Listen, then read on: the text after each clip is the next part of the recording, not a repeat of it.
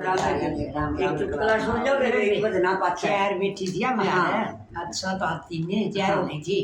हाँ अजय में भी एक तो ब्याह रखी थी वो बुआ है। हाँ और एक ब्याह रखी थी मैं लिटानी। हाँ। और एक ब्याह रखी थी मैं कुत्ते खाड़ी। तो वो बोली ये क्या था तेरा तेरा भी तुम्हें सासरा ऐसा वो बुआ कर दो बुआ। बोली तेरा अब्बल से लिटानी।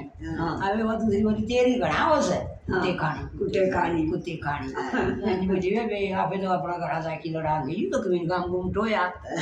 फिर वाह वो बोला यू के करया तना मारा तो तीनुआ का के ता वन ग्रेक का सासरा सुतरा को नहीं नाम मैं तो बड़े लिखे था तेरे बेटे हुआ गया ब्याह थी जब चौथी में तो तू थी। हाँ। और छठी में तू थी। अच्छा और ये बेवन में मेरा कोडोड अफसर बड़ी की ना एक शहर हाँ। एक तो जागा शहर एक जागा दिल्ली। हाँ। और एक जागा में बेटी चंडीगढ़ पढ़ेंगे में नाम तारे डाल के शहर हो जाएंगे। हाँ। आओगे जब गाड़िया में तो थोड़ी तारी था। थोड़ी तारी था। हाँ तो भैया वो बात सब